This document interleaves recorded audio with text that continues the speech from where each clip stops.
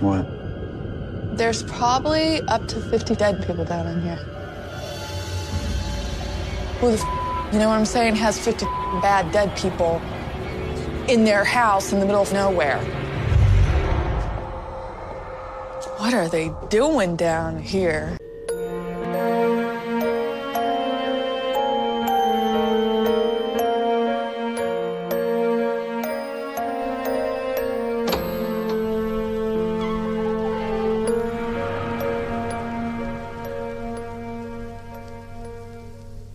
Hello.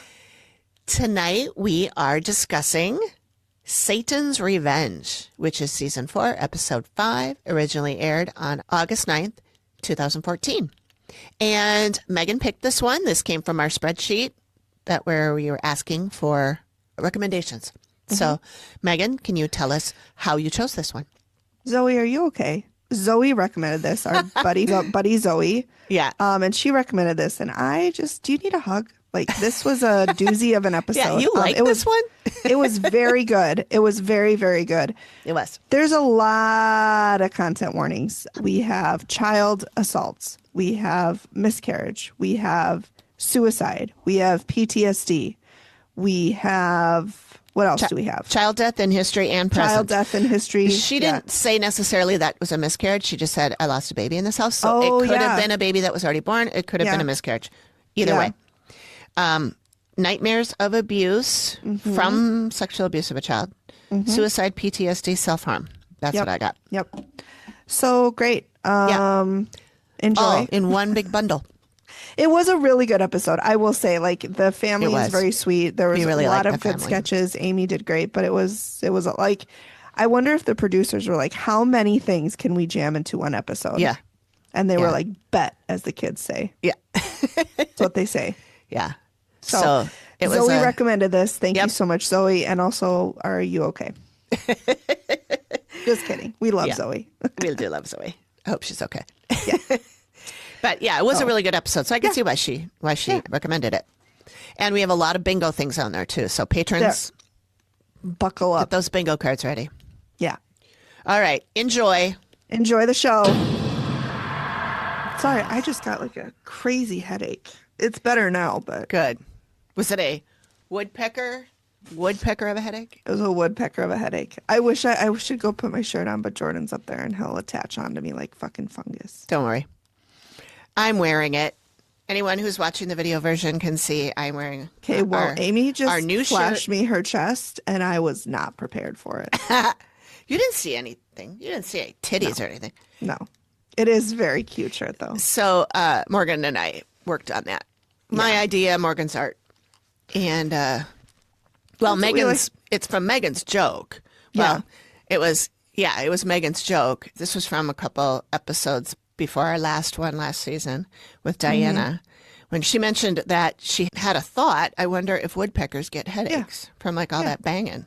Yeah. And so then we discussed it. She said, oh, it's like, woodpeckers probably do get really bad headaches. And so it's a woodpecker of a headache. A woodpecker of a headache. And so I created an ad for a tonic. I think it is. I think it's a tonic that gets rid of a real bad headache, even a woodpecker of a headache. Yeah. So your goal in 2026, everybody, is to make a woodpecker of a headache a saying. Yeah. Work on that. Buy the shirt. Links are in the show notes. God, and I've got a woodpecker of a headache. That's right. Send us pictures of yourself in your T-shirts with your headaches. Anyway, we didn't really start, but we probably should. You froze. Oh, there you go. Did. There we go. You froze for a sec. Yeah, I did. That was weird. Yeah. It does make sense that I froze because it's fucking cold here. It is so goddamn cold. And this isn't even the worst of it. Today was not that bad, actually. No. And I'm looking at it, says it's bad. 31 degrees. And I'm like, that's actually not that bad. Yeah, well, when I thought it was really, I thought it was supposed to be like below zero today. And I was in my car and it said it was 18. And I was like, it feels more like 30. It really didn't feel that cold. But it's been cold. And tonight, it's already starting. Tonight, it's going to be down to like 20 below, and it's going to feel like 45 below because of the wind. So, yeah, we're not going anywhere for It's not the wind that'll day or get you. two. Yeah. And also my computer's wrong because it's not 31 degrees out. It's 14 and it feels like -2. Yeah, that sounds more like right because it was Extreme cold watch. Yeah. And I Yeah. sent it to my friends and my friend in the Middle East, and she was like, "How are you functioning?" I'm like, "We don't." We have heat in the house, and we just don't. Her leave the house. husband is always like blown away by the temperatures because they're in Celsius, so I have to change it to Celsius. Yeah. And he can't understand it. He just gets blown away by it. I'm like, yeah, no, Yeah. It's unbelievably cold. It's sometimes. terrible. It also There- gets unbelievably hot, which doesn't make sense to I anybody. don't like that. I don't like that. We are slightly colder than St. Petersburg, Russia right now. I usually compare it to Yeah, Siberia. I try to compare it to Antarctica, but my phone, I must not be, typing in the area right because Antarctica never comes up. But St. Petersburg, Russia right now, it's 16 degrees, and it feels like 12. Here in Minnesota, it's 14 degrees and it feels like -2. So That's right. Russia is having a better time of it than we are right now. Yeah. All right. Well, should we? Yeah. Oh, did you have something? No, I don't Okay. have ever anything. Ever? I barely made it here, and I only had to come from the couch. So All right. I barely made it. Well, I'm glad you did. Thank you. And It was and- long. I was yeah. under my heated blanket, and I was like, God damn it, I don't want to get up. Yeah. I had that bitch crank. Usually I only have it to about 3. Yeah. It was at 5 tonight, and then this afternoon when I laid down at lunch, it was at 6. What does it go up to? 6 is the highest number, and then after 6 it says high. Oh, So I got it off the TikTok shop. yeah. How many is that now? Because you keep buying them and they You know keep what? dying. We don't need to talk about how many it is. It's 4. It's 4. Okay. Yeah. Yeah. I know you told us that last time. You If told us. anyone has tips on how to wash them, because I never dry them. And they never work after I wash Are them. you sure you're not supposed to take the cord out? Because I can't imagine the cord's supposed to get I wet. do take the cord out. Oh, okay. Then I don't know. Well, I'm John's like, not sure. what's that clunking? I'm like, it's the whole switch for my electric blanket is in there. He's like, I don't think it should be in there. I'm like, I'm following directions, John. Uh-huh. Yeah. No, I don't take the cord. I don't put the cord in there. Give me a little credit. Okay. Well, I don't know. I've never had an electric blanket, so I don't know if they're You supposed are to take the cord out. missing out. I don't like being hot. Oh, that's fair. Girl, I don't like- sleep with the that's- window open You are- all winter. I will sleep with the fan on. I sleep with the fan on Even- and the window open. You are insane. I didn't last night. I don't understand. I won't you. tonight. But I will definitely become overheated tonight. And I will, for a second, probably crank the window and then close it right back up. Yeah. Just got to get yeah. some cold in there. Just gotta and get then just a little breeze. just a little breeze. Just a little breeze. Do you sleep with socks on? No, Okay, thank God. I don't like that. I don't understand people who that makes me so uncomfortable. It's very uncomfortable. I know Fucking it's. I had hate read it. that you're supposed to sleep with socks on to sleep better through the night, and I always get up in the middle of the I night. fucking hate it. So I do. I had tried it, but it makes me feel like my feet are being muzzled. Constricted, yes, I don't like it. yes. I don't like socks anyway. All summer, I don't wear socks. I only wear socks in the but winter. Who wears socks in summer? Yeah. Summer is not a sock time. I don't like socks or shoes. I'm kicking them off the second I get in the house. I just don't like wearing anything on I my don't feet. mind socks in the summer. I mean, in the winter, not the summer. Yeah, Gross. I don't really mind them either because my feet do get cold. But Yeah. no, I can't sleep in them. No, that should be a crime. That should be a crime against the Lord. I mean, if some people like it, go ahead. But That's fair. Yeah, I don't like want to yuck anyone's yum. You're right. If you know what, if you like sleeping with socks on, I'm sorry. I don't mean that. If it makes you happy, it can't be that bad, according right. to Sheryl Crow. That's right. what she said. Yeah. So, and who are we did. to doubt Cheryl? Cheryl knows everything. From your lips to God's ears, That's right. or Cheryl's ears. Whose ears? Yeah. Someone's. I don't know. What are we doing? All right, we're going to actually start now, even though we had 3 fake starts. And by the way, if you like this kind of nonsense jibber jabber, you really should join our Patreon because we do a whole half hour to an hour of it after we record, and patrons get to hear that. So Yeah. just It's in case. super duper funny. Yeah. So, And then we have some good conversations on Patreon yeah. based on what Megan and I talked about Yeah. or argued about, socks or no socks. you know. We didn't argue about that. We didn't. We agree on that one. We agree on that one. But if you like it, I'm not trying to yuck your yum. That's right. It's just not for me. Right. Me neither. But you do you. Please, you do you. Please, you do you, and your feet can be constricted in whatever garments you want them If to you be. like that, go for it. But you know what? I think I'd be okay with footy pajamas, which is weird. I love wearing footy pajamas, but I can't sleep in them. I don't know if I've ever worn footy pajamas. I got a pair grown-up. of big grown-up ones, Oh, and they I are love so hot. Are they? I can't. I'm like miserable after like Yeah. 10 minutes. So they're cute, but I can't wear Okay. them for any length All of right. time. All right, really, we're gonna start now. Okay, I promise. Okay, really? Okay. Oh. Okay.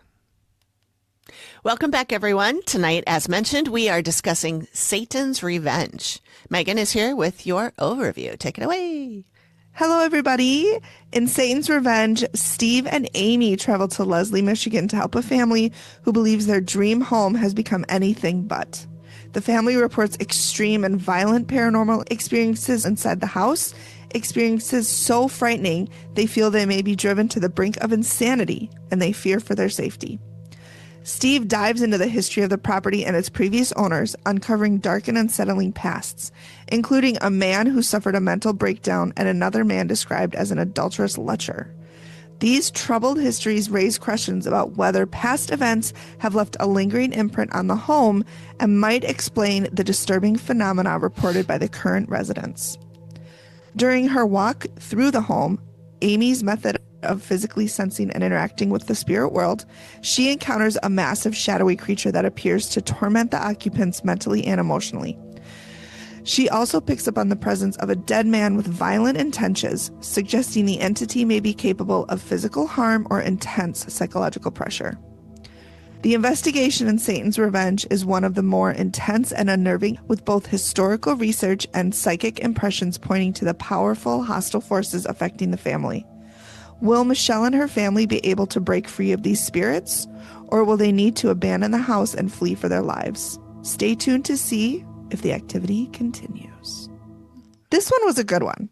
Yeah, it had a lot, didn't it? I mean, it was one thing after another. I know. Like, talk about your bingo cards. Yeah, I'm going to start making a list right now of all the trigger warnings.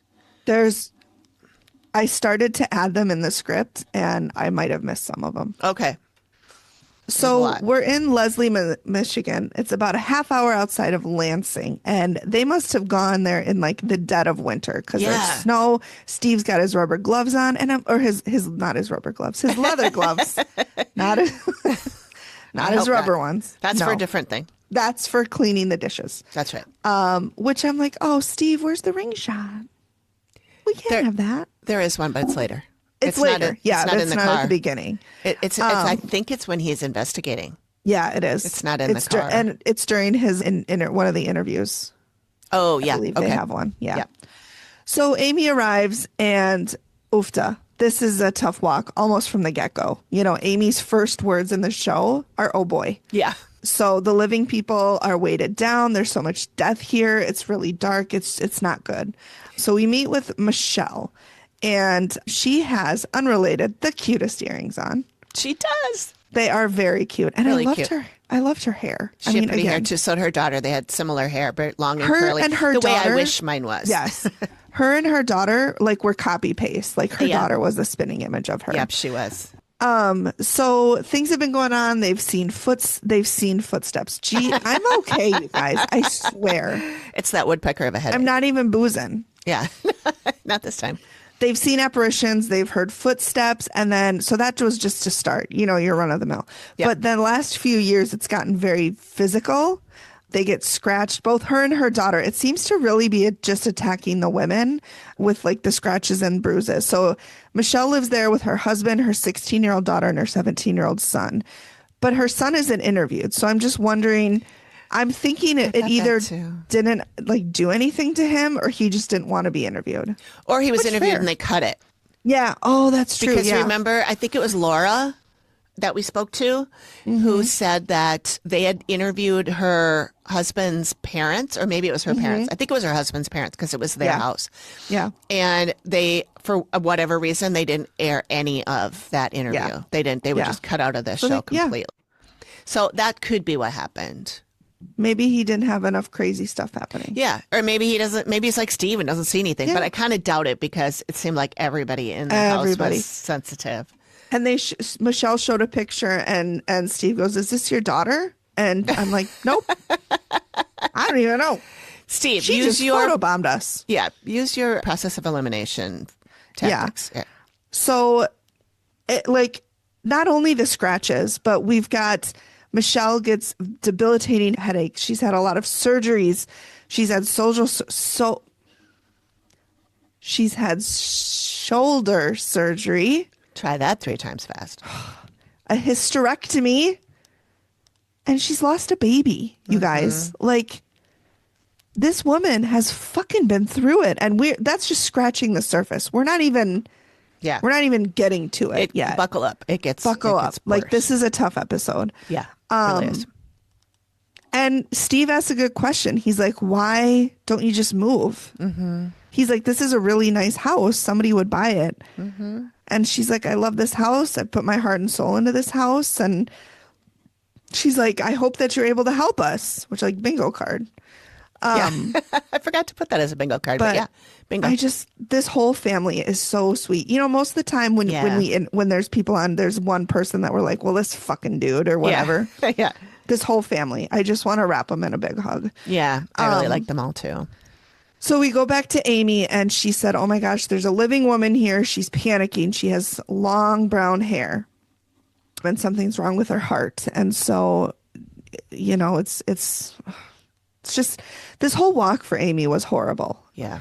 So we go up to, I believe we're in the master bedroom, and Michelle's been attacked in this room. She's had scratches. She took a picture of it, which I can, you know, they're pretty faint, but you see them in the picture. And I just think it's a bad picture because they looked pretty clear. Yeah. I mean, I could see where it was. At first, all I could see was her cleavage. And I'm like, nope, that's not what I'm supposed to be looking at. But it was up a little higher. Yep. And it looked like scratches that, it didn't look fresh to me. It either looked like they were already fading. That's a good way of saying it, yeah. Or maybe they just weren't that deep. I mean, they didn't look like they cut the skin really. They weren't very like red and angry. Yeah. Like you see like cat scratches or something like that. But it does look, I mean, you can definitely see them and it looks like they're like at least two. Yeah. Possibly a third one up above, but I'm not sure. Steve's like, "Do you remember scratching yourself?" If I did, do you think I would say She's that like, this "Oh my was God, why didn't I think of that?" Yeah. You know, I was scratching myself like a dog and then I just forgot. And Steve's like, "Amy's going to want to see this. Do you mind if I hold on to it for a little bit?" Yeah. And I was like, you're not going to show that to her ahead of time, are you? Because I know it's for the reveal. I assume it's for the reveal. But if he's walking around with it, he could show it to her anytime. Yeah. We're supposed to believe they don't talk to each other. And honestly, if it is at the reveal, couldn't he have just told Michelle to bring it to the reveal? Exactly.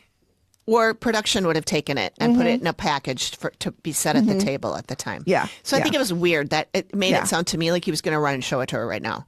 Or maybe it was just to show us that the people give them permission to show I don't know. Oh, I don't know. That could be. Yeah. I don't know. I don't know. I just work here. We don't know anything. And no, we don't. And we then don't work at the Dead Files. We just make fun of them. No.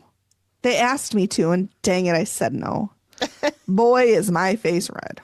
I would have loved to be a researcher on the Dead Files. I'm just saying. You would be really good at that. I would love that. It'd be so much fun. Yeah. Michelle hears footsteps, and shortly after, a shadow will appear walking down the stair over to the basement. And she said she would describe it like a man, but a black mass, and I know it's taller than I am. And then Steve goes, "You're not on any medication or anything." And I was like, Steve, you boozing? And she's like, "No, I'm not on medication." And he goes, "You drink right before you go to bed?" She goes, "No." I'm like, I know what he's doing. Like, I get he's asking it, but like, come on. Then we go back to Amy and she's like, "Whoa." And Matt's like, "What's going on?" And she's like, there's a really big shadow person here. A shadow being, it doesn't even have a face. It's really tall. It's really big. And she said, I don't like it. It's not good. It's trying to make me go up the stairs. It's like crawling oddly down the hall. And she said, it gets really bad at night. This thing tortures her. It's no sleeping, no sleep. Mm-hmm. Yeah. I just want to note that I'm going to put stairs on the bingo card because we have a lot of episodes where there's something going on the stairs. Yeah, or people or up and down falling the stairs. down the stairs. Yeah. Or running up and down the stairs. So I'm putting Getting that on pushed the bingo down the card. stairs like That's last right. episode. Yeah. And Amy, you had a really good note that I think of all the time is you can't imagine what she sees. I was, when she was explaining all of this, and she's freaking out a little bit. Yes. Like in the part where she says, it's like trying to make me follow it up the stairs. She's talking to Matt. She's got her finger in her mouth and she's like, it's trying to make me follow it up the stairs. Like her voice was kind of cracking and she was like, it's really weird. It made me think of a little girl, like a scared little girl. Yeah. And I just thought, I was like trying to picture what I would feel. I was trying to picture what it would be like to see that stuff in as a medium like her, seeing things like that all the time. And I just thought, I can't imagine seeing all the things that she sees. I mean, no wonder she has PTSD. Yeah. I mean, this is the stuff that she sees and hears and is touched by is horrific. And horrendous. I can't. I would not want to be in her position. I would not want to have the abilities that she has to that extent. Because as much as I would love to be able to talk to ghosts, not those kind. Yeah. I mean, you don't, we think about, oh my God, it'd be so fun. But there's aspects of it that we don't think about like this. Like she sees demons and she sees devil creatures and she sees people who are evil in real life. And it's not all fun and games. It's not all talking to grandma. It's scary shit. Yeah. No wonder you she can quit. Yeah. No wonder she quit. You can put protection over yourself and just not see the bad stuff. You can have it not allow it to get to you. Right. But Amy's job doesn't allow her to do that because her job is to go in and actually find talk the bad. Find it. Find all of them, good and bad. And so she can't go in there saying, only positive spirits can talk to me today, because that's not going to help the client, because usually it's a bad one that's bothering the client. So, I just feel bad for her. So here we go. We're back in the master bedroom. She has repeated nightmares. She will have bruises on her thighs in the shape of fingerprints.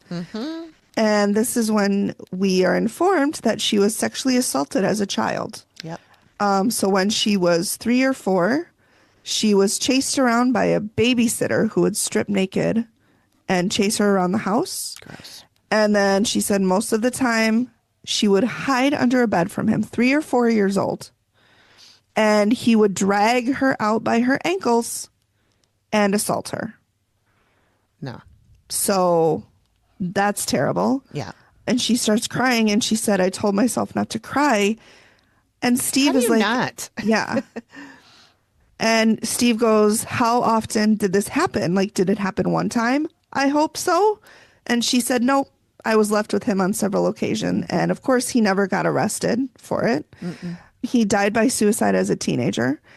And I hope he's in a terrible place. She was a baby, 3 or 4 years old. Yeah, that's disgusting. Not that it's ever good, obviously, but like a baby.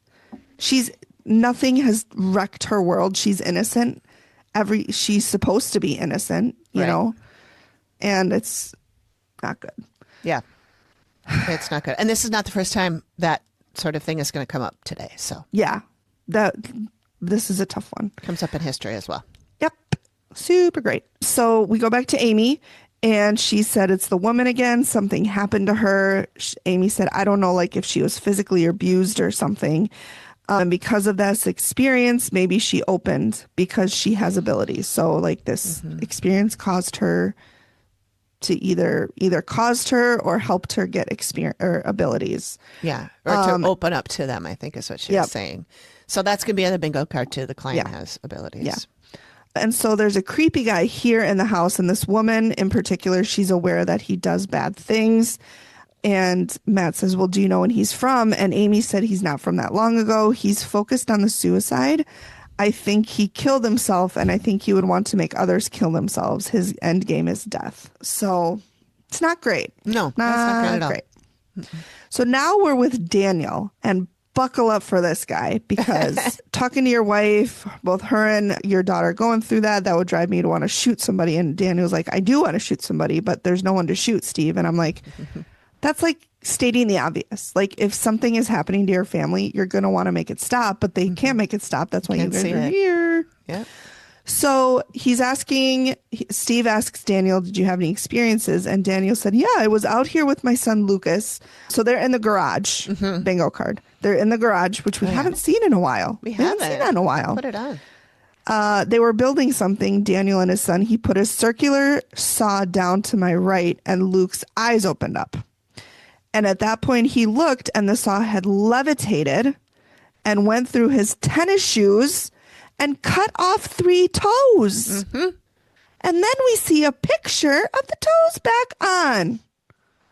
No, I don't need to see that. There's like a metal rod in this toes. It was It's horrendous. really awful. Like, I did a screenshot of it, but I didn't put it in the script here, and I wasn't going to put it in our socials or anything. It's really gross. It's really gross. Yeah. And they didn't actually say, oh, look, I have a picture. He just hauled out the picture and showed it. So we didn't even get a warning. No, I didn't even know I should look away. Yeah. It's gruesome. Really gross. Gruesome. Yeah. And Steve goes, Dan, I mean, I've had friends that have hurt themselves pretty bad, and they never want to admit that they made a mistake. And I'm like, first of all, toxic masculinity. There's nothing wrong with saying I fucked up and hurt myself. Right. 2, I don't think cutting off your toes counts as a mistake. Like, no. He didn't do anything wrong. He set it down. It jumped up. And cut his feet. And cut his toes off. So it's not like he sat there and cut his toes off and then went, whoopsie, that was an accident. I didn't mean to do that. He did not make a mistake. Yeah. And he even said, I'd tell you if I made a mistake. Yeah. He's like, I'm the first one to say that. I didn't place this down on my own foot. Yeah. And Steve goes, is it possible you dropped it and it bounced? I think possibly. But didn't. I don't know why a saw like that would bounce. I assume it's one of those circular saws, the big kind. Yeah. So also it shouldn't be moving. No. But if it really fell, I suppose it wouldn't have to be moving. It could just cut through anyway. I suppose. So the blade would just come down. But yeah, I mean, I did think it could have bounced. And then when Steve said it, I was like, I kind of thought that too. I didn't think that, but you are more logical than me. Which that bar is low. So I mean, it's not much, but. Yeah. I do believe the guy, though. I mean, I do do too, believe that's what happened. 100%. Especially because his kid was there too. Yeah. 100%. So I do wish they had interviewed the kid or interviewed him and left it in. Yeah, exactly. So one thing that Dan said that I was really intrigued by is they've had a lot of people get hurt here. He said, we've had the leading tile guy in town. He cut his thumb off here. Numerous contractors have been hurt while working here. And I'm like, renovations, classic way Ghosties don't like renovations. Kick up those old spirits in the backyard. Bingo card also. Yeah. So creepy guy, Amy said, creepy guy stays in the corner, which anytime she talks about ghosts in the corner, it makes me think of the Blair Witch Project, which I know they're not ghosts, but that fucking terrified me. Yep. I hated that movie. I loved it. I hated it. Fucking scary, but I loved it. It was I didn't sleep for a week after that. And then some guy in college thought it'd be really, because I watched it in college, thought it'd be really fun to leave a bundle of sticks tied outside my dorm room. Oh, that's nice. He was a douche. So creepy guy's in the corner. He's very disturbed. She calls him a creeper. And then she said, I see him coming up behind a living dude. And then the living guy's head is here. And then the creeper guy's dude is right there. And he's like whispering to him. And I'm like, well, that's great. And Matt's like, what's he telling him to do? And Amy's like, I think the creeper guy's telling the living guy to kill himself. And then Amy goes, holy shit. And Matt goes, what? And Amy's like, there's probably up to 50 dead people down in here. She goes, who the fuck, you know what I'm saying, has 50 bad dead people in their house in the middle of nowhere? Because these aren't all just normal dead people. They're all bad. They're all negative. And Amy's like, what the fuck? She goes, what are they doing down here? She goes, there's something wrong with these fucking people. She's like, this place is insane. Mm-hmm. So that has got to be, like you said, the best sound clip of the year. Yeah. Who the fuck, has 50 bad dead people down here in the middle of nowhere. In the middle of nowhere. And I'm like, if I had a nickel for every time I heard that, I'd have a nickel. You would have a nickel. I would have one whole nickel. Yep. And in this economy, that's not great. Then we meet Shayna, Michelle's daughter, again, spitting image and let me tell you what Shayna has going on. She gets scratched. Same. She shows again a clip of her face. And again, it's like Michelle's where it's like healed. What is wrong with me tonight? It's your woodpecker of a headache. My woodpecker of a headache. Yeah, it looks... These are very, very faint, almost like sleep lines. Like that's what they look like. It kind of looked to me like a rash too. Mm-hmm. Mm-hmm. But whatever, I'll believe them if that's if she says it scratches, it scratches. Yeah. Then Steve goes, there's nothing sharp in your bed, like a zipper? And I'm like, yeah, because, she probably took her bed knives out to get washed. Yeah. And We're not gonna leave those a zipper? Come on, Steve. A zipper's not going to scratch you. Probably not like that. No. And then when he says a pillowcase or anything that could have done this, I was picturing a regular pillowcase. And then I was like, dude, really? How sharp are pillowcases? Yeah. But then I remembered I realized he was talking about the zipper. I do have a pillowcase that has a zipper. But it's tucked under. You know what I mean? It's like you zip and then you flap the flap over. You flap the flap. Flapping the flap. You flap, you zip, you flap the flap, a woodpecker of a headache. There you go. Bob's your and uncle. no scratches. No. Yeah. So she sees a shadow man in her room every night. But then this, I would never, ever, ever sleep in this room again. So she said, Steve goes, is there anything else happening? And she goes, my door. She said, it's either the bathroom door or my bedroom door. I will shut it and lock it so I feel safer. And it will shake and pound on it and try to get in. No. She said, sometimes I wake up and it will be happening. No.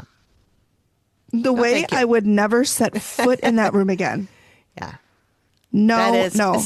And you can tell the difference. Like if you're like sleeping with the window that's partway open and it's really windy and it's jiggling a little, you can tell the difference between that and a cognizant being banging on, knocking pounding or on it, shaking it. Or like if they have a dog, it's different than like, because we have 2 cats and they will paw at the room and never do I think, holy shit, something's trying to get in my room. Right. So then we're back to Amy Allen and Amy, not Amy Allen.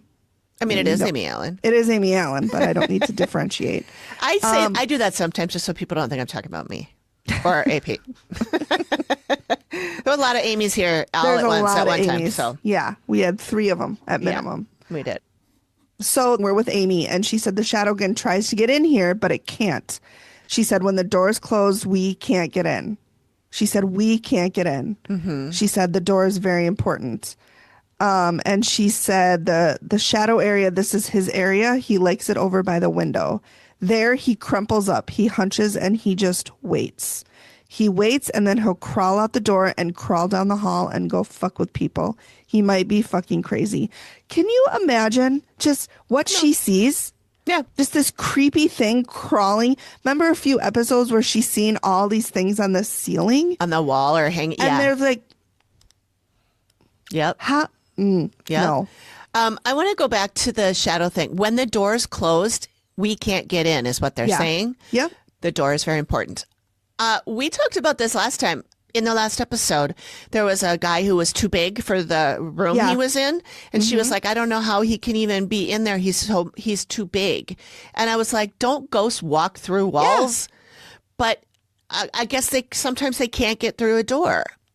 Now, I wonder if, being that these people are sensitive, I assume they know they're sensitive. I assume that they have looked into this a little bit. I could be wrong. Yeah. But I wonder if maybe she put salt on the door at some point, and so it can't get in that door. Maybe. Maybe. Yeah. I just thought of that now. Otherwise, I would have put it in my notes. But it just kind of came to me like, I wonder if she's already taken some kind of measures so that it can't get in through the door. Yeah. That makes sense. Now we're digging through the archives. Digging through the archives. And Steve said, I don't doubt her testimony, which that's shocking. I was like, that's new, Steve. One thing he said that was really, really smart is wondering if the traumatic event of her childhood could be contributing to this somehow. And he said it might not be paranormal at all. Maybe it's psychological. And I thought that was really smart. Like, you know, how many studies have there been where it shows that trauma manifests to change your DNA? Right. That's why there's generational trauma. It changes your DNA and gets passed down.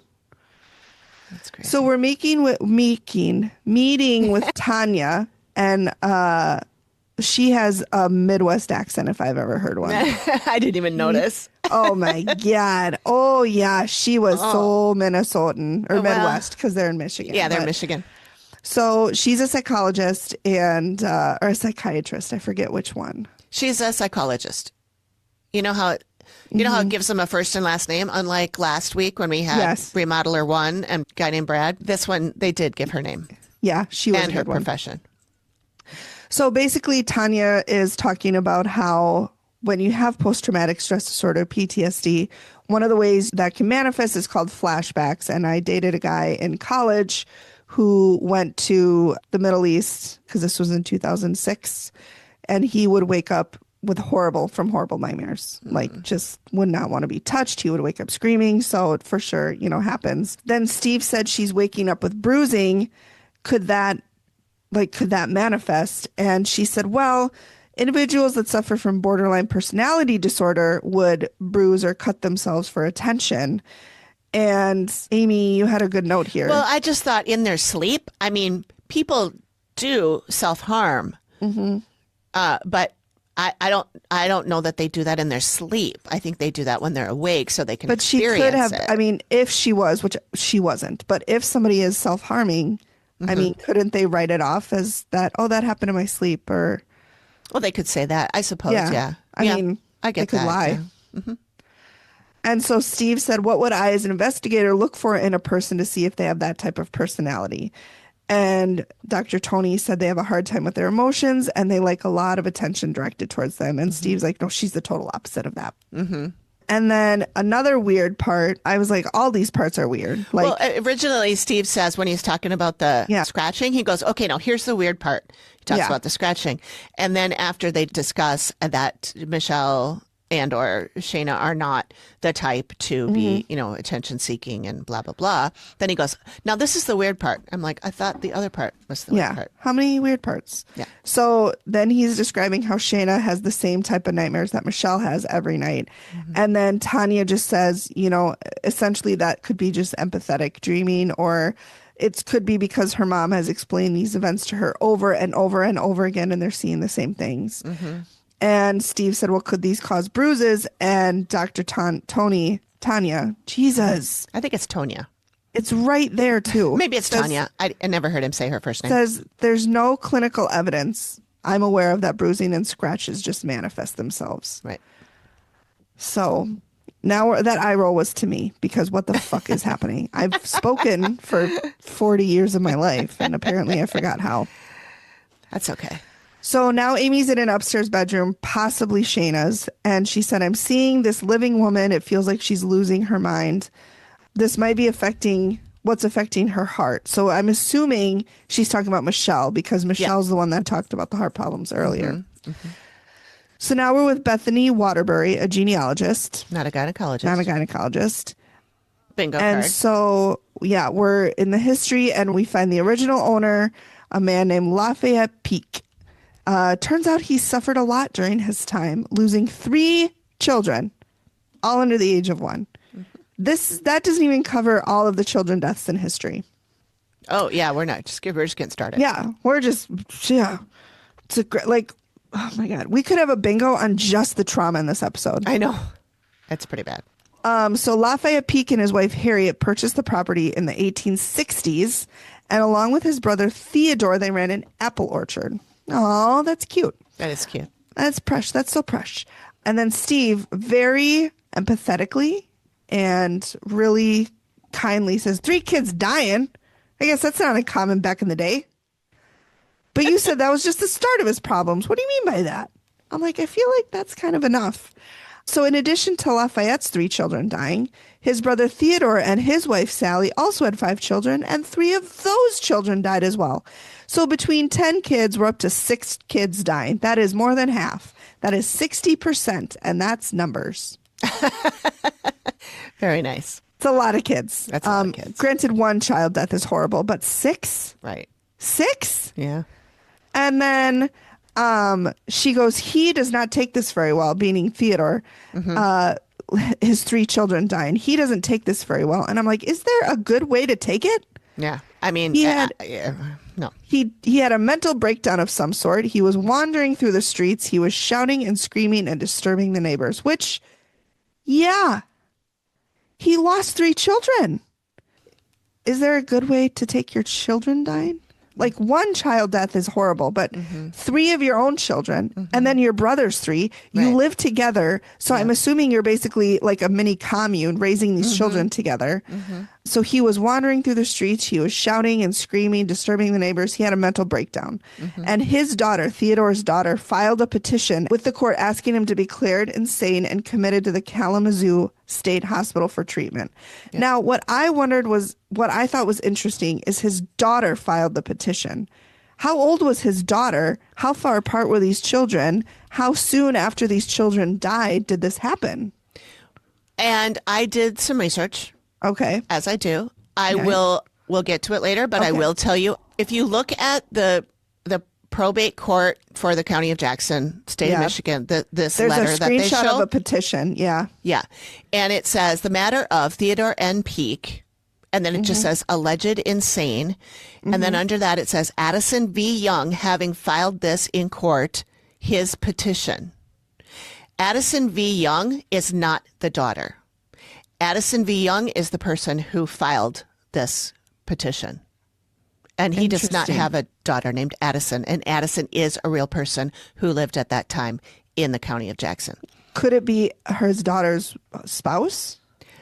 No, because I found the guy and he's married to someone named Viola. Oh, okay. But we'll get more into that. Okay. But that Interesting. is a point that I do not think that the daughter filed that petition. So Steve said, what happened? Did he get committed? And he did not. One of his daughters, allegedly, petitioned the court to have him released to her custody.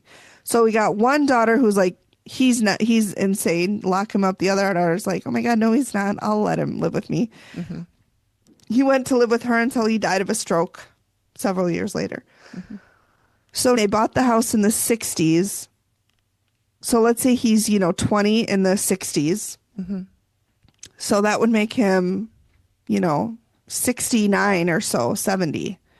So the way that they framed this is that his children died and then he instantly went insane. And it does not seem that way.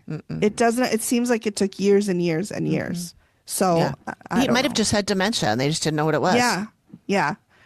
So Steve's like, well, God, that's a really sad story. And Bethany goes, well, that's not where it ends.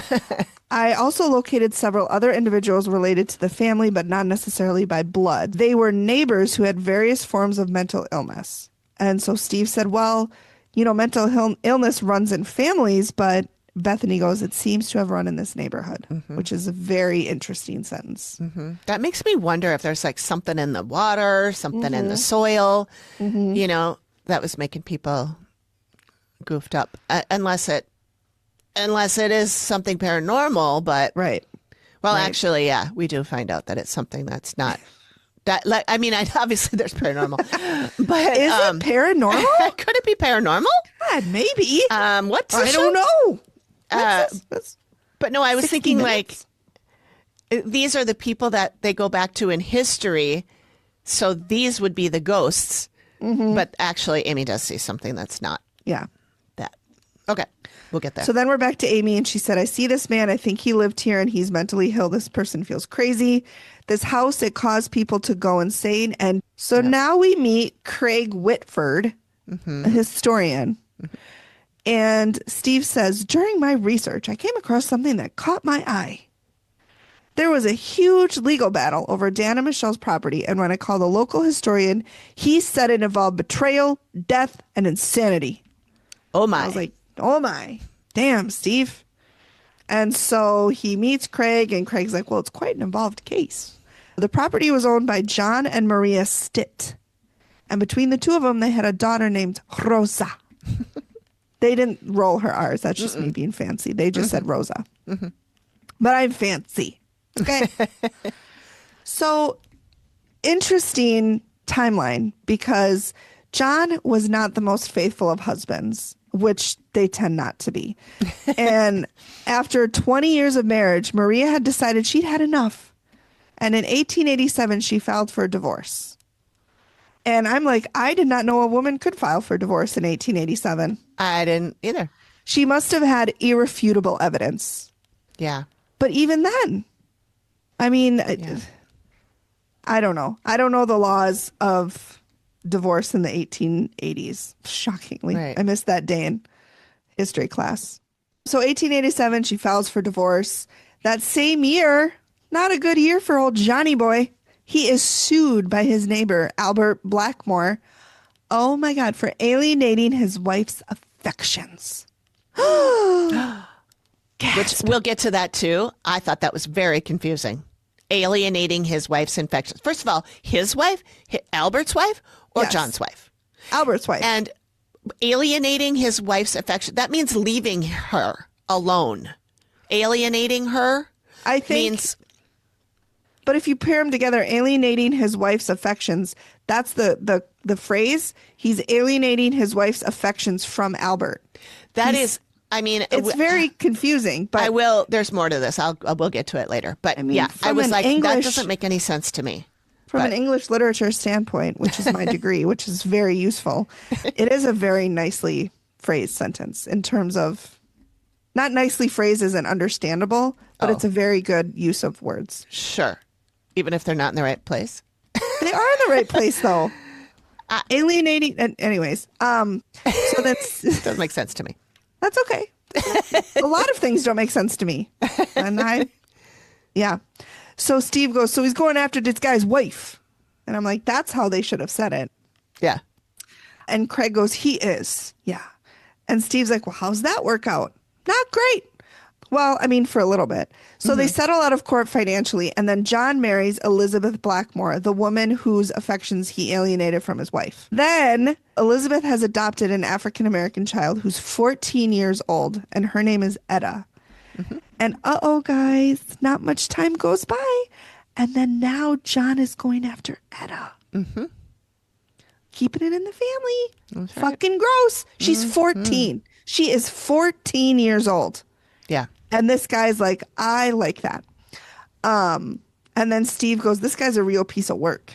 And I'm like, yeah, that's a good way of saying it. Yep. And then Elizabeth in 1898 develops liver and breast cancer, which how did they know that back then?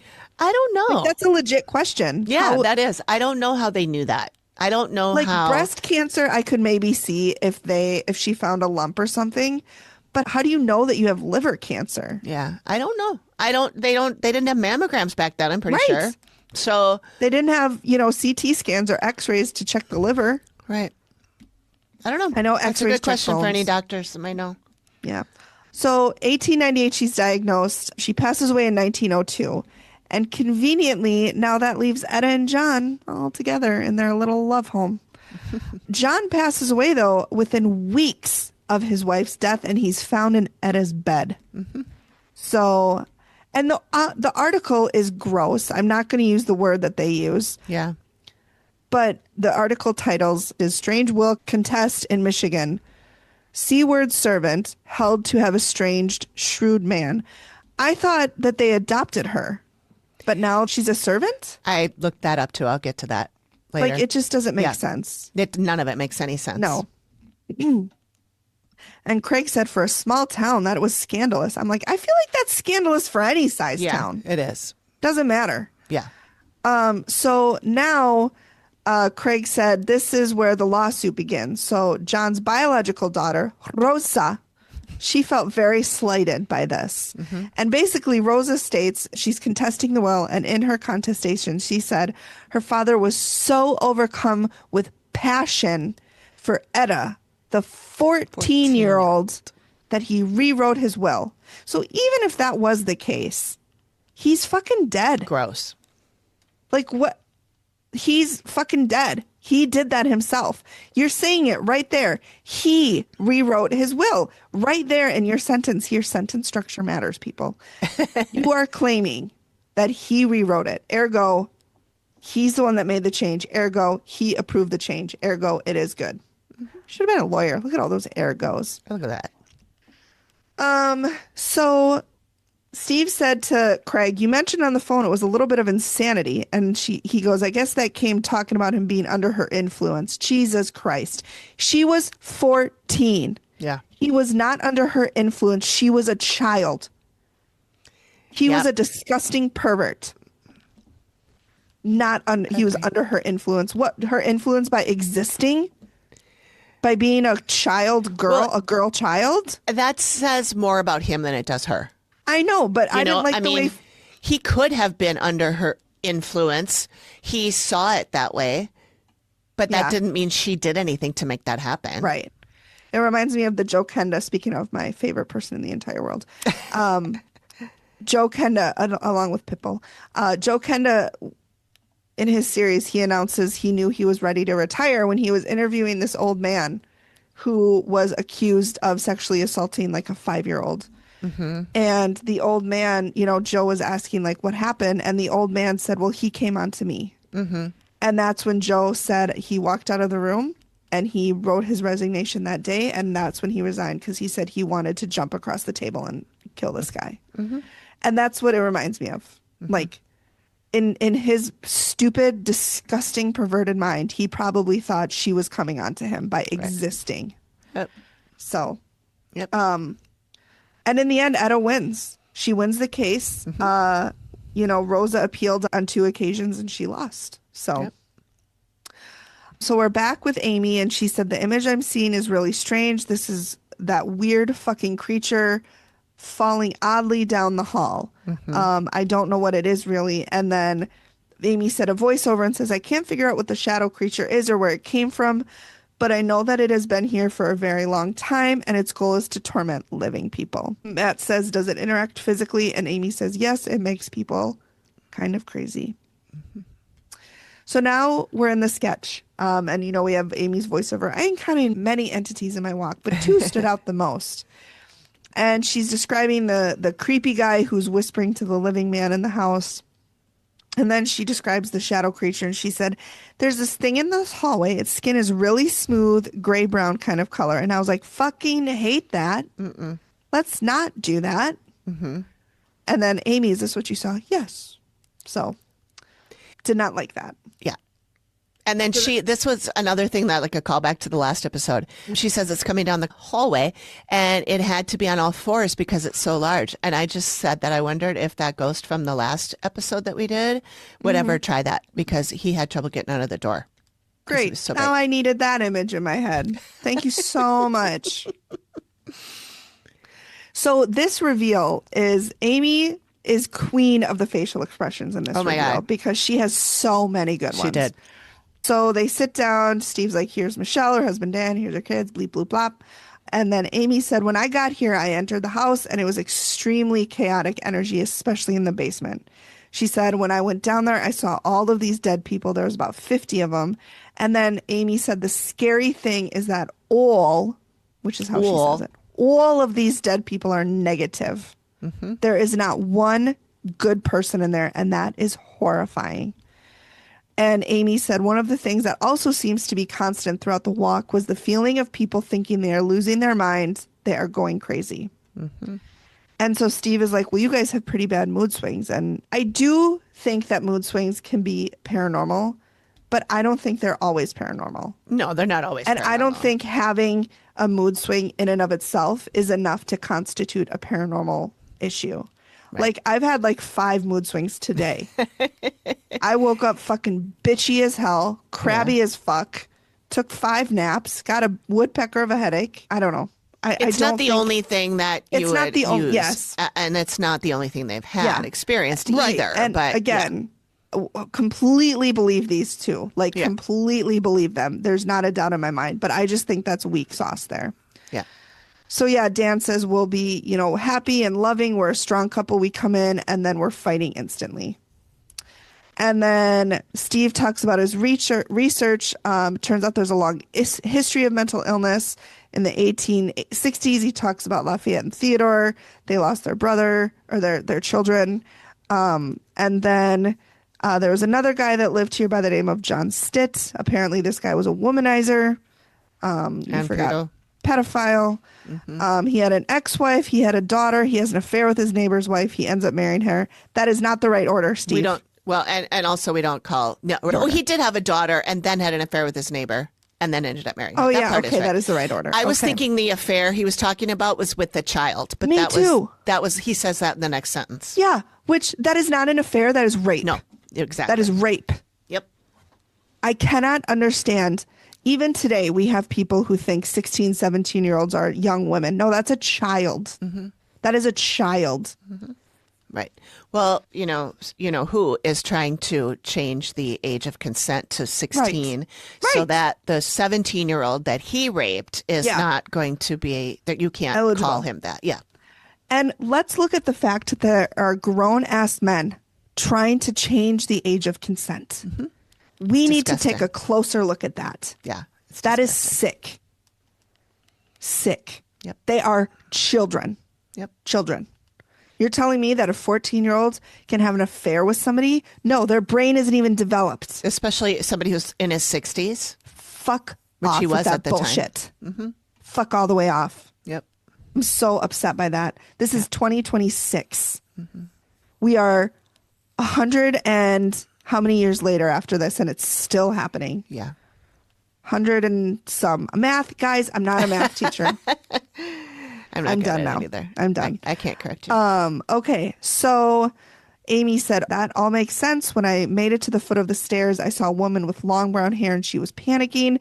I could feel her fear and she felt extremely overwhelmed. And Steve said, oh, that's somebody that's living. And she said, yes. She developed some type of heart issue. And Michelle said, I actually had a period of time, which I didn't think was important. And I didn't mention to anybody that she was blacking out. She had to go through a whole bunch of heart tests. And they told her that she had neuromyocardiosynocope. Yep. Nailed it. Nailed it. Do you know what that is? Did you look that up? I did. Oh, thank God. This is why Amy's the boss and I'm just a minion. A minion. I'm a minion. So Amy said that's very common with sensitive, and unfortunately for mediums, we can attract things that aren't particularly good. And Steve said, you think she's sensitive? And Amy goes, yeah, the house is full of them. Full of them. Full of them. And then this is so hard. Amy said, one of the other things I got was the female was at some point in her life abused by a male and is having a very difficult time letting that experience go. And Steve goes, I'm sorry, sweetie. I didn't want to bring it up at the table. I know. And I'm like, we miss this, Steve. I know. The only thing missing in this episode was a hanky. Yeah. That was a little too early for that, I think. Yeah. So that's when Michelle talked about what she talked about. I'm not going to bring it up again. We've already talked about it. And then Dan said he has since committed suicide. And Amy's face was like, I took a screenshot. yeah, it was perfect. And then Steve goes, why'd you have a big reaction like that? And Amy goes, well, I ran into a person in the basement and I referred to him as the creeper. He's very disturbed and he attempts to make the living here do bad things, make them feel like they're going crazy. She said he did not die long ago and I did get that he killed himself. And then Michelle is just like, oh my God. Yeah. Can you imagine learning in this reveal that your tormentor is living in your house? He's dead and you're still not free of him. Living in quotes. Yeah. He's Yeah. But I wonder if the fact that she can't, I don't want to say she can't let it go like Amy said, but come to peace with it or do what she needs to do in therapy to get I don't want to say get over it, but because you don't get over it. You learn to exist with it. It's like a death. You never get over it. You just learn to live with But it. I'm wondering if the fact that she is holding on to it helps him stay in the house. Or does him staying in the house make her hold on to it? Yeah, it could be a chicken I and mean, egg it's thing. like chicken and egg. Exactly. So Steve looked into it to figure out how this person died. And he went into a parking lot, broke the tailpipe off, turned on the heat, windows closed, and was found dead. And to me, I just wish it had been more violent. I'm sorry, but like, I don't think it would have made any difference. He died. It didn't make any. I don't think it. I makes know, any but it was a difference. peaceful way to die. It was you're going to sleep. I wish you would have done something worse to himself because he deserved worse than that. She was 3 and 4 years old. He'll get it. Thank God. He'll get it eventually. I have to mention though that Steve, when he said, and the caveat to the whole thing, he just came home from babysitting, and I noted, I don't think that word means what you think it means. You keep using that word. I do not think it means what you think it means. That is not. I think he what meant that word irony. means. I think he meant irony. Yeah, I think he meant irony. Yeah, Alanis. So this is when Michelle tells Amy about the attacks, that she has nightmares that she's being chased because she was when she was little. And she'll wake up with fingerprints and bruises on her thighs. And Amy's, again, face is like, wow. And then Michelle says she gets scratched. And then her daughter, Shayna, came and said that she felt like somebody was trying to assault her and has woken up with similar bruises. And they're unexplainable. And so that's when he presents the photos of Shayna and Michelle and their scratches. And then he talks about the psychologist and having nightmares is totally explainable with PTSD. And Amy says, yes, absolutely. But the bruising is not. And then that's when Amy did a sketch of the creeper guy. And it is very, very scary. And I will say the sketch of the man looks like Dan. Yeah. I mean, I think he's a little bit heavier than Dan was. Yeah. Dan did not see, but the face, the shape of the face is the same. The hairstyle is the same. To me, it looks like Dan. And she said that the guy, the creeper whispering, The spirit, yeah. did look like, Yep. reminded her of the guy. And that's what Amy said. Well, the strange thing about him is he's not hurting the woman here. He's aiming towards the males, and he's trying to plant harmful thoughts in their heads and make them, commit suicide. And Dan says, well, he'll never be successful. And I get what he's saying, but I'm sure people who have died by suicide at one point in their life said, well, I'll never do that. Yeah. Because their brain doesn't work right. Like, your brain is tricking you. But we also need to understand that people who have died by suicide have probably thought that same thing. And then they ended up because their brain tricks them. Yeah. So I just wanted to point that out. Oh, and then we hear about the blade landing on his foot. And the date was September 11th, 2005, which I thought was very interesting. I don't know if there's any correlation, but so basically he said, I set the saw down, I levitated and chopped off 3 of my toes. And we got a picture of that too. So great. Thanks so much for saying that again. Yeah. And then Amy said there is something else here that might be doing the major damage. And she said, I did a sketch of it, which is great. This sketch is terrifying. This sketch is so scary to me. It is really creepy. It is basically a blob with a head, no eyes, no nose, and it looks like Cubert's mouth. Oh, yeah. It looks kind of like a tube. Yeah. Kinda And comes then it's down got like a tube. claws. It's taking up the entire hallway and it's crawling towards somebody. And Amy's like, it's not really a good situation. So this thing, she says it's never been human. It's been wreaking havoc around this area for quite some time. It caused people to go insane. And Steve said, well, could it cause what happened to the Peaks and the Stits? And she said, yes. And then she said, from a Christian standpoint, you would call it the devil. There are many of them all over the world, and they are much more powerful than demons. Which I thought was really interesting because I wouldn't think the devil. When I hear the devil, I think that's one person. What exactly? One being. Not there's many devils Many all of over. them. Yeah. I can get behind, understanding that there are many demons. Yes. Because I thought it was devil up here. Yeah. And then demons were like their Yeah. minions. Yeah. Yeah. But apparently that's not it. Yeah. So Amy says, whatever it is that scares you, whatever it is that will harm you, it's going to provide it to you. which is like It, Stephen King's It. And so Steve said, so this guy here, pointing to the person who died by suicide, did this devil bring him? And Amy said, I think it's likely. And then Michelle, oh my God, she said she's worried how, if this is something we can't get rid of, how am I ever going to be free of that? And Steve goes, now, Dan, when we spoke, you said you'd do anything to protect your family. Now we're going to see what it's going to take to protect your wife and daughter. And I thought it was interesting. He didn't include his son. Again, unless his son isn't being affected. But she said this devil will go after the males. Right. So I don't know. Yeah. So Amy did say that if they stay here, there's a lot of things they need to do. She said you have the devil, you have the creeper, you have the 50 dead people. She said you would have to hit everything simultaneously. So she would recommend a minister and a Wiccan. And basically the Wiccan priest or priestess will do a cleansing and a banishment. And the minister would do a blessing and basically pushing everything out. And Amy said, you're not getting rid of the devil. Mm-hmm. And Steve said, so you're saying it will stay inside the house? And Amy said, no, they would push it to their property line.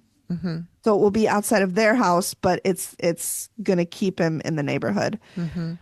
And so once the minister and the Wiccan come and they do what they need to do, how do they keep him away from there? How do they keep the dead away from there? And then Amy said, well, I would suggest is once a week you go out, put a mixture of salt and holy water in a regular spray bottle, and you're just spraying the perimeter all around the window ledges, the doors. And she said, I would be very surprised if anything in the house happens to you once you're doing all this. Mm-hmm. And then Michelle, she goes, I'm disappointed in myself that I brought this to your family. And Dan steps up and he said, no, this was here before we got here. Yeah. And Amy said, you can't blame yourself. Yeah. And Amy told her too, like, you need therapy. Like, mm-hmm. you need to go to therapy for yourself. Mm-hmm. And so they do everything that they did. And they followed, Michelle and Dan followed Amy's advice, and the activity is mostly stopped. Mm-hmm. So, yeah. It was a good one. It was tough. But, I mean, this whole family, they've just been ravaged by this thing. And Michelle's dealing with, I'm sure, guilt over what happened to her because... who wouldn't be, even though she was a baby? Right. Fucking piece of shit. Yeah. Anyways, I'm sorry. Yeah. But it was good. It was a really good one. Yeah. I would like to talk to the clients if I would too. Yeah. I think that would be nice. They were delightful. So they were so amazing. Mm-hmm. They were so calm. They were just, I mean, I don't know if I would say calm. I would just say beaten down. You know, Michelle was very much like, I don't know what else to do. Mm-hmm. And I think Dan just felt awful for his wife and his daughter. Yeah. You know, I mean, we've heard it time and time and time again. Yeah. How do you fight something you can't see? Mm-hmm. How do you protect yourself and your family from something that you can't physically attack? Mm-hmm. Yeah. So. Well, Amy gives lots of ways how to do that. And sometimes people take her advice and they're much better off, like this group. Yeah. And sometimes they don't do anything. Yeah. They don't listen at all. To read their father's book. Never fails. All right.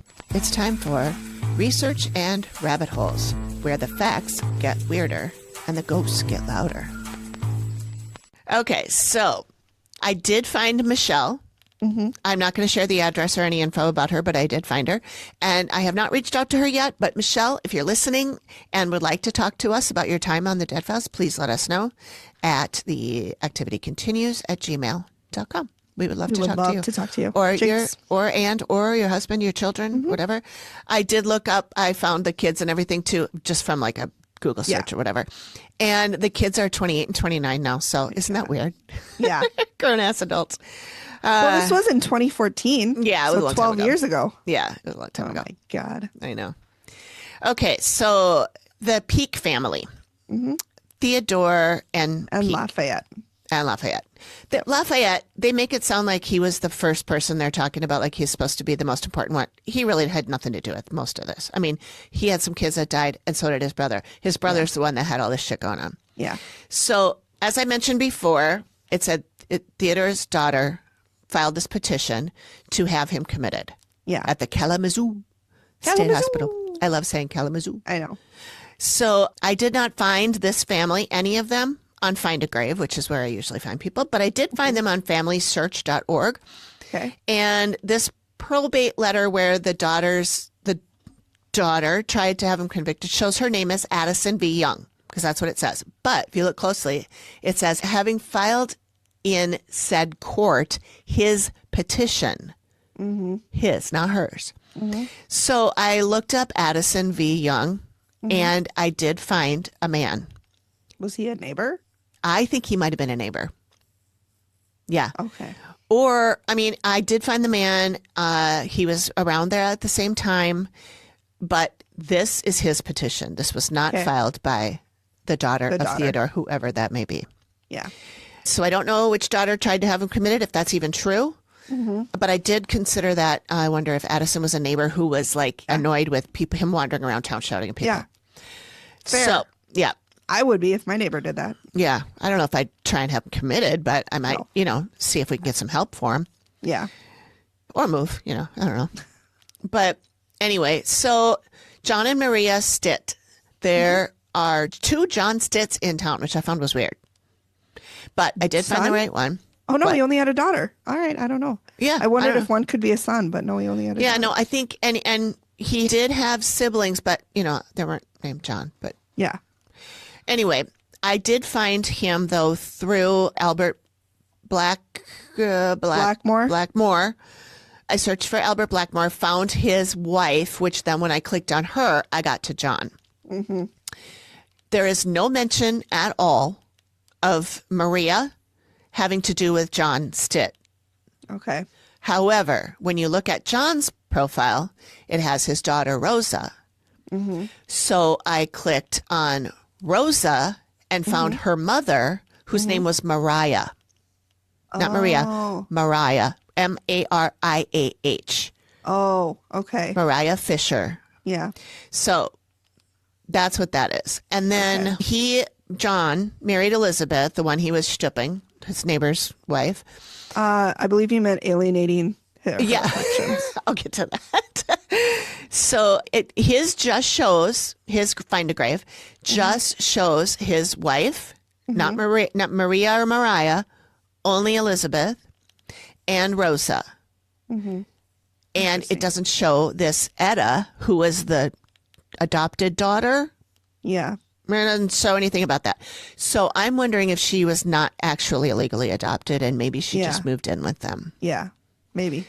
And when you look at Elizabeth, there's no children connected to her at all. When she's married to Albert, they don't have any children. So I did find him on Find a Grave too. Albert, yeah. Nothing special except that it just shows that he did not have any children with Elizabeth. So if she adopted that girl, she adopted her after, I think, after she was married to Albert. John. Albert was her first husband.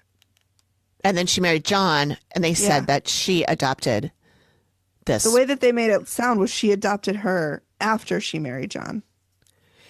Well, she could have, but can a woman back then adopt somebody on her own, even when she's married to somebody? That's fair. So I assume she brought that daughter to the relationship. Yeah. Which now makes me think that maybe she was a servant for the Blackmores, and then she came with her. So here we are at Etta Meekins. Her name is Meekin, not Mecklin. Just a little correction here. Actually, I still don't know what her real name is. I did do some more research on this after I talked to Megan, and I signed up for a newspapers.com account just so I could do research on this because it was driving me nuts. The historian called her Mecklin.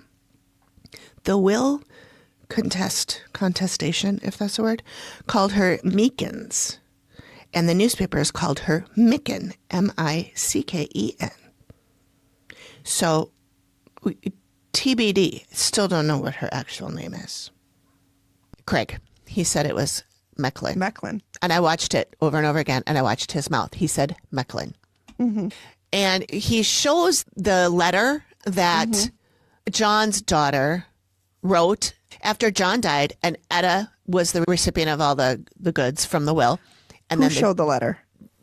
Craig, the historian. Did. Okay. I must have missed that, yeah. Yeah, he showed this letter, and it says right in there that her name is Etta Meekins.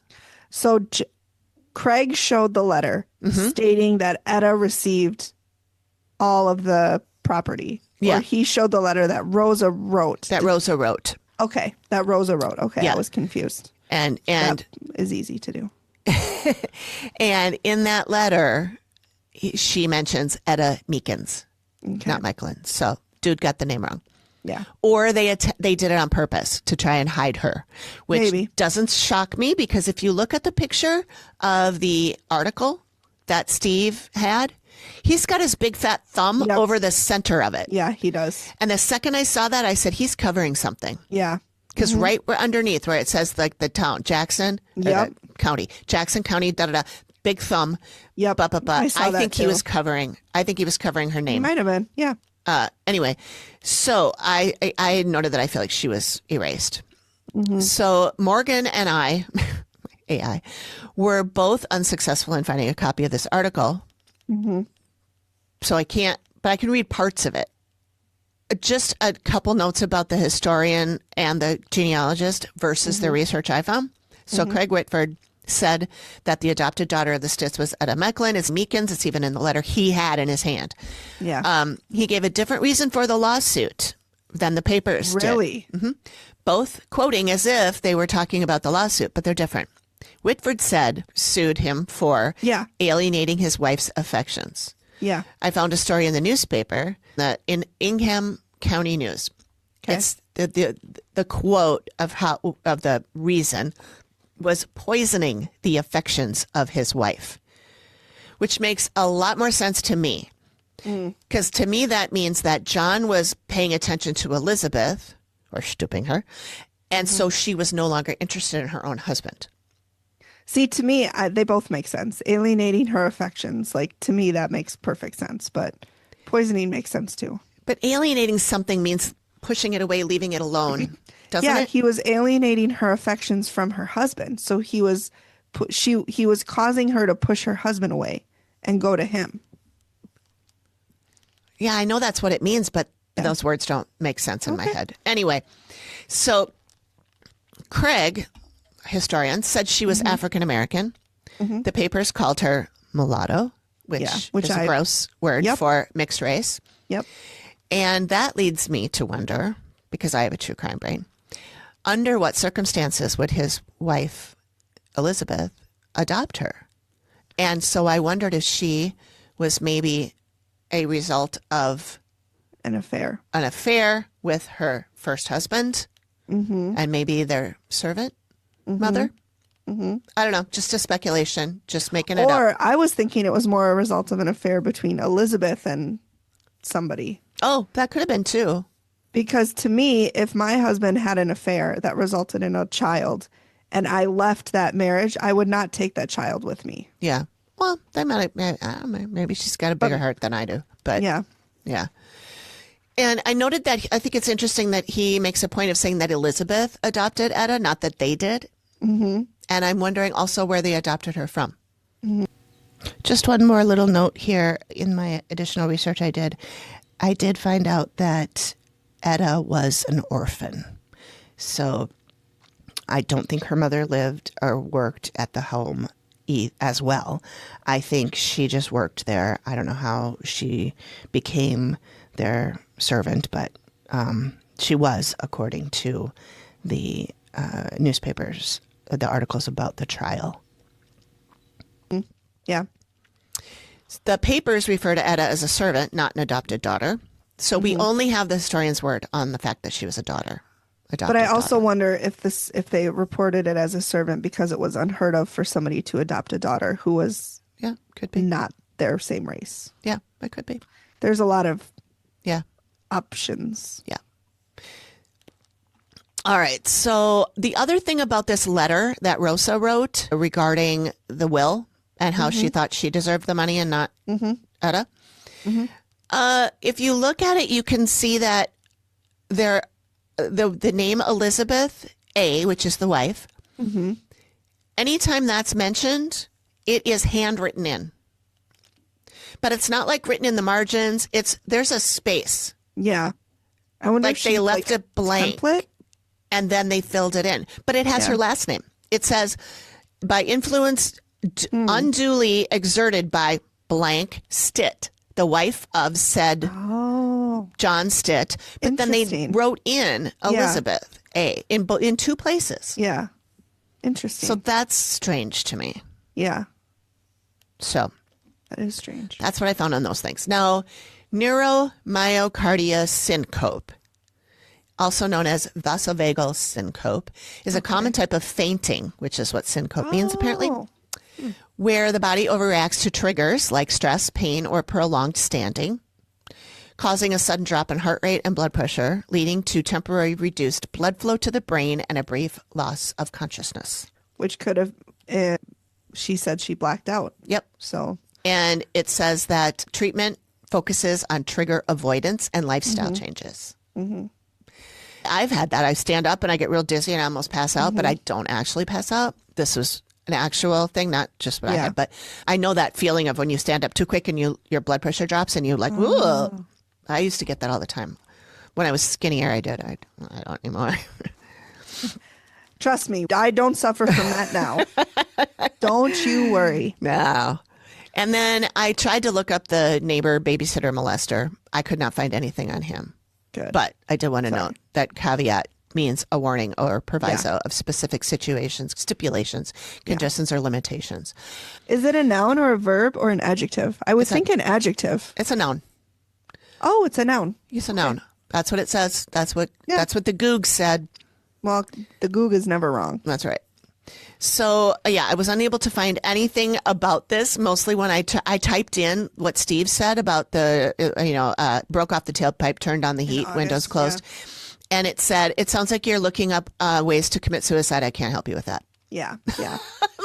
So then I went to Morgan and I said, because that was just Google. Right. And I went to Morgan and I said, I'm trying to do this on Google and it's not letting me because it thought I was trying to look for advice on suicide tactics or whatever. And so it wouldn't let me. And I said, what I'm trying to do, and here's the thing, and this is the guy, and he was a molester and blah, blah, blah. I just want to know if there's any articles about him in the newspapers at the time. And they were like, well, I can look, but I can't give you anything more about the method of suicide. I'm like, I don't want that. I don't care. I don't want it. I just want to know who this person was, which I probably wouldn't even find out who because he was underage. A minor. A child, yeah. So I wouldn't have been able to find anything. And that's fine. I wouldn't have said his name even if we found it. But I just wanted to see if there was more to it. Which think about what it would have happened if he had gotten to an adult. If he was already doing that as a minor. Yeah. Oh, when he became an adult, you mean? Yeah. And what he would have done. Yeah. So I'm very glad that he died. Honestly, I got to say, though, somebody who's acting like that at 16, 17, which is what I assumed he was, something like that's happened to him, too. I'm sure. Just saying.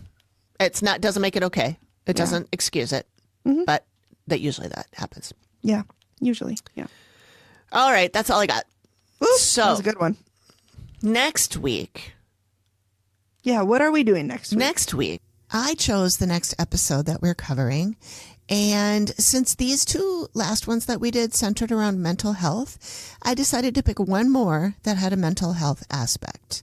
Kind of make a series out of it, series of 3. So I chose Betrayed, which is from season 2, episode 13. It originally aired March 8th, 2013. The synopsis that I found, and I honestly don't remember where I found it, it was in my spreadsheet, is Steve and Amy investigate a family in Egg Harbor, New Jersey, who believes their house is being haunted by an evil entity. Through research, Steve says he discovers evidence that in the late 1800s, a nearby health spa that was really a sanatorium was run by an allegedly insane doctor named Dr. Smith, who believed he found the fountain of youth. So another reason I picked this one is that it seemed like there would be a lot of interesting stuff to research for our Research and Rabbit Hole segment. So that's what we're doing next time. So just a reminder to everybody out there, if there is a Dead Files episode that you would really like us to cover, please go to, I have a link to our spreadsheet that you can go to and just comment on the one that you want us to cover with your name, and we will cover it, and you'll get a shout out. Yeah. All right. Well, that's it. That's all we got for you guys. That's all we got. Thank you. Goodbye. Bye. Thank you for listening to the Activity Continues podcast. We really appreciate you giving us your ears for a bit. please feel free to drop us a note and say hi. And join us next time when the activity continues. Nailed it. The Activity Continues is produced by me, Amy, at Collected Sounds Media, and is part of the independent Collected Sounds podcast network.